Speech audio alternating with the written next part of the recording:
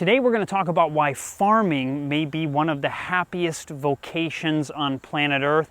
You may not even be a farmer, but there are things that you could learn from this that may change you and your family's life. Hey everybody, Chad Cruiser here with Health and Homestead, and I want to be clear, there is one thing that can negatively impact the happiness in farmers and actually make them more likely to commit suicide. We're going to talk about that later in the video. But first of all, I want you to notice this. Farmers may be some of the happiest people. Out of 274 jobs that were investigated, farmers were the 8th happiest group of people. Now that's not bad. Out of 270 plus different vocations, that these are some of the happiest people. Now why might this be? I'm going to talk about several reasons that they may be so happy. Now the first one may have to do with where they live. I've talked about this already on my channel, that who's happier, city people or country people? This is the general social survey that has been conducted since 1972 to 2012, reveals that those who live in large American cities are statistically the least happy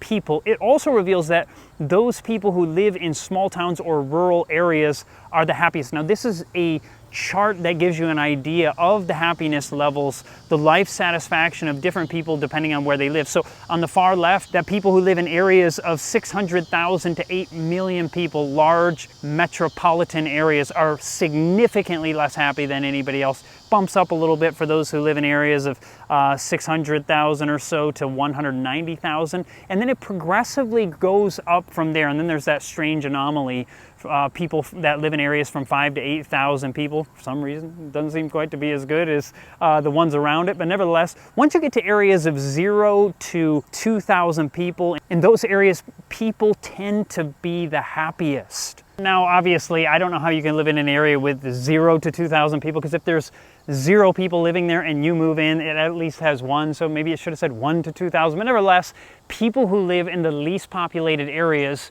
are amongst the happiest people, and there's many reasons for that. There's something about being in natural environments that is beneficial to people's health. Just even being in a hospital with a window looking out on a natural setting versus an urban setting, people actually heal faster. So there's something about being in nature that makes people healthier and happier. Now looking at gardening in the UK, gardening and mental health, in the UK they have what is called an allotment garden. A study was done looking at 136 allotment gardeners before and after gardening. 133 non-gardeners were the control group.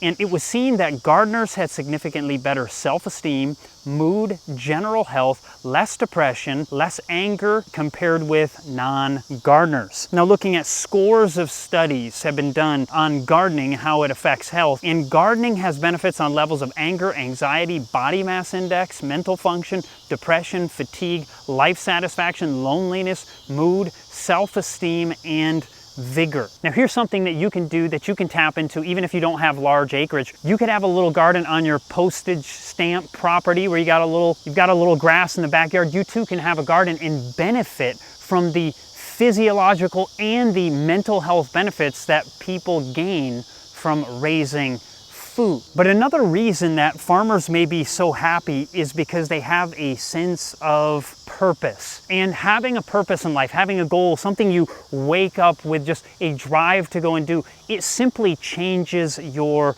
life. When you have no purpose, when you have no goal, when you wake up and there's nothing to live for. I mean, I look at so many young people today in this world who, especially young men, waking up and all they want to do is play video games. They're just wasting their life. I mean, there's nothing really to live for. But having a purpose, having a vocation that kind of stirs your soul to when you wake up in the morning and drive to get out and do something, even if it's for the sake of taking care of your family, every man especially is designed to have this. It's something very beneficial for women for sure, but a guy who doesn't have this just lives a very difficult and unhappy existence. And so farmers have that purpose. But this also comes to the question of who might be happier. Do you think conventional farmers or organic farmers are happier? Well, they've actually already done research on this. Research reported in the journal Ecological Economics found that organic farmers have higher levels of life satisfaction than conventional farmers. You might think, well, that may be because a lot of young people are going into it and they're younger and they're healthier and they're happier. But no. They actually found whether or not someone went into it organic farming years ago or they recently have changed to this, either way, they end up being happier people. Now, another factor that I'm just thinking may play into this is that farmers, especially new farmers, it's a form of being an entrepreneur. And research has shown that entrepreneurs are actually healthier and happier than your average person. And so going into farming, now someone might be thinking, okay, great, yeah, Chad, if I had a few $1,000,000, I too could go buy a 400-acre farm. You know, the average farm in the United States is like 444 acres. And you might be thinking, well, boy, I don't have a few million to do that. Now, I don't either, by the way. In reality, there are many young farmers who are buying small acreages. And when I mean small, I'm talking like having an acre and a half, 2 acres, and starting a farm with an acre and a half of land, and they're gaining an incredible living from it. And now I'm not talking about getting rich per se, but some of them are making 100 grand or more per acre. I know a man particularly who is grossing around 100 grand, and sure, you're not fully taking all that money home, but you can take a legitimate living on a very small acreage, and you can even pay that land off very, very rapidly, rather than putting in millions of dollars into your property and as a result struggling for years to come with massive debt that itself can end up making you severely depressed. Now, I want to talk about that point real quickly, because this is one of the things that, now you say, okay, Chad, you said that farmers are some of the happiest people potentially, but strangely enough, they also have some of the highest suicide rates. So this seems to be a little bit contradictory. And evidently, the reason that some of the farmers are committing suicide has to do with the point that I just made. Many farmers, when you have these large farms, and by the way, men are more prone to make massive spending purchases than women are on average, because men are more prone to see a tractor or a boat or some very large thing and purchase it. And when it comes to farmers, they can think, hey man, wow, having that massive combine or this massive machine that costs $250,000, $350,000 or more, boy, that could really help out my business.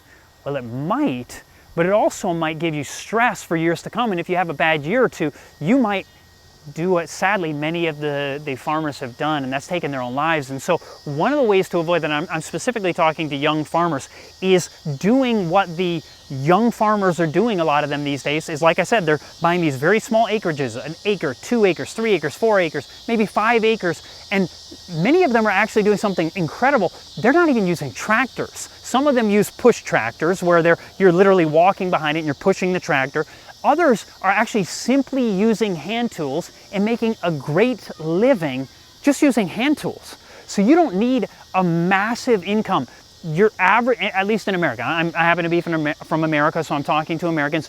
Most Americans who have a high school diploma, if they were to work hard for a few years finding some kind of job, they could save up enough money to get a small piece of land, a couple acres in the country, and doing something else. I really believe this. Someone might be thinking, no, that's not possible. I really believe you could do it.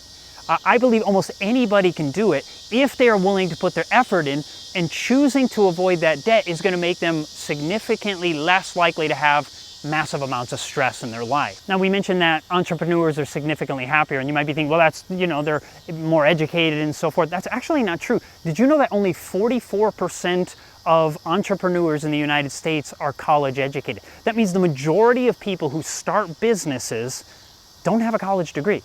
And so this particular field, you don't necessarily need a college degree. The great thing is there's this thing that can teach people how to become farmers. It's called YouTube, right? Where there are farmers on here who tell you how to do it, how to make a good living on a simple small piece of property. You implement what they do and you may find some very similar results. Now, obviously there's different ranges of income depending on the region that you live in. And I think the final reason that farmers are so happy in general, at least the ones who don't have massive debt hanging over their heads, is because they have what is called autonomy. We're going to talk about in the next video that autonomy, researchers have found from the University of Michigan, that autonomy is potentially one of the greatest factors in a person's happiness. What does this mean? How does this impact your life and your future? We're going to talk about that in the next video right here when it comes out next week. And before that comes out, you want to check out our video on 3 of the simplest foods to begin growing. If you're starting a very small farm,